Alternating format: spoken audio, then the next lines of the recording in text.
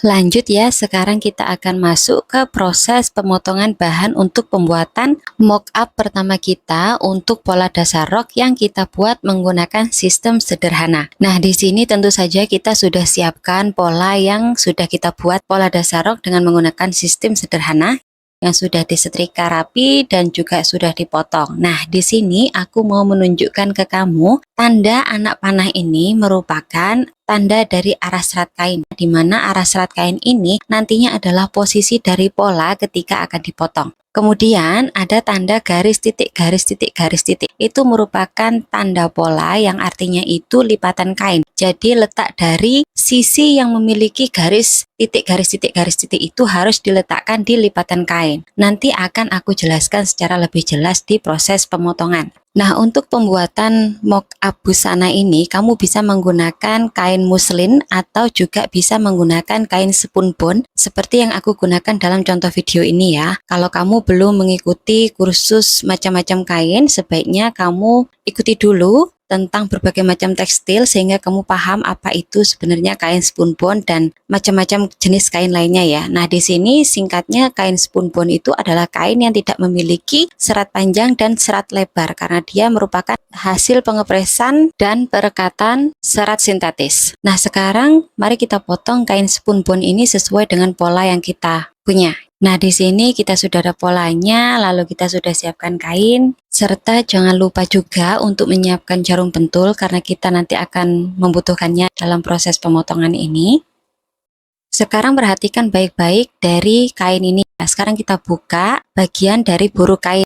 Di sini terlihat ada lipatan kain. Nah, tanda dari titik garis di pola kita tadi itu harus diletakkan di lipatan ini. Jadi nanti kita akan lipat kain ini seperti ini. Kemudian nanti kita akan letakkan tanda dari titik garis tersebut pas di sepanjang garis lipatan dari kain ini. Perhatikan prosesnya seperti yang sudah dicontohkan di video. Jadi sepanjang ini akan kita letakkan posisi dari tanda pola titik garis. Jadi tanda tersebut pas berada di lipatan. Jadi jangan dilebihi, paskan saja di sisi lipatan kain. Karena kain ini kan akan kita potong secara double. Jadi letakkan tanda titik garis ini tepat di lipatan kain. Seperti yang sudah aku contohkan di video. Kemudian kita akan rekatkan pola ini ke kain agar tidak bergerak-gerak atau bergeser dengan menggunakan bantuan dari jarum pentul. Pastikan pola aman dan tidak bergeser. Kemudian kita akan menambahkan kampuh di sepanjang sisi outline dari pola ini. Kita tambahkan kampuh sebesar 2 cm di sepanjang sisi rok dan juga bagian pinggang dan juga di bagian bawah.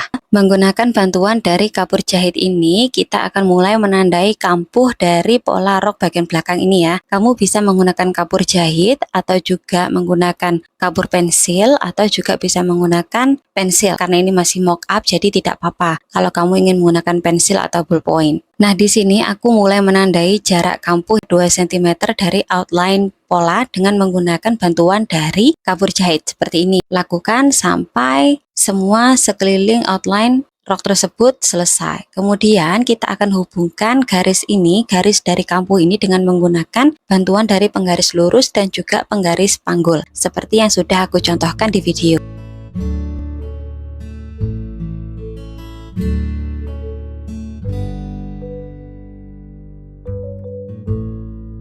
Nah, kalau sudah, berikutnya kita akan mulai memotong kain mock-up ini. Tips dalam pengguntingan kain, usahakan ujung gunting itu selalu kamu tempelkan ke alas dari pengguntingan, baik meja maupun lantai. Jangan pernah mengangkat ujung dari gunting. Kenapa? Karena nanti kalau ujung guntingnya itu kamu angkat, maka kain yang ada di bagian lipatan di bagian bawah itu tidak akan sejajar dengan kain yang berada di atas. Oleh karena itu, sebaiknya gunting itu, ujung gunting selalu ditekan ke bawah.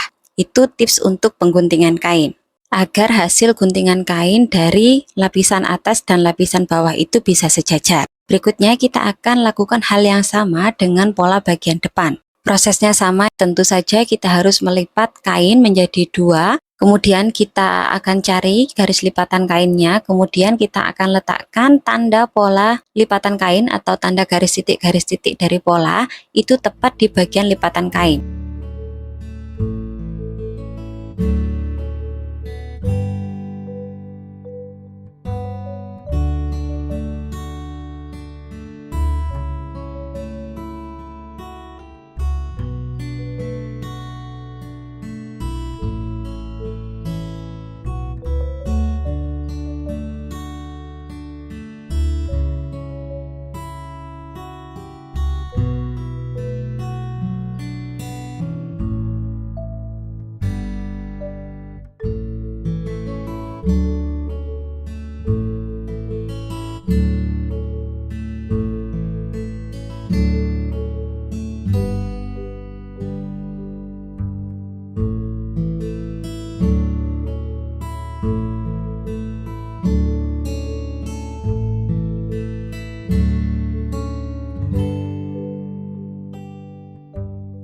Nah, di sini kita sudah selesai memotong pola depan dan juga pola belakang. Berikutnya adalah proses penyalinan dari garis atau tanda dari pola ke kain dengan menggunakan bantuan kertas karbon dan juga radar. Kita akan bahas secara lengkap tentang pemindahan semua tanda dari pola ke kain dengan menggunakan bantuan radar dan kertas karbon dalam video berikutnya. Jadi langsung saja kita lanjut ke video selanjutnya.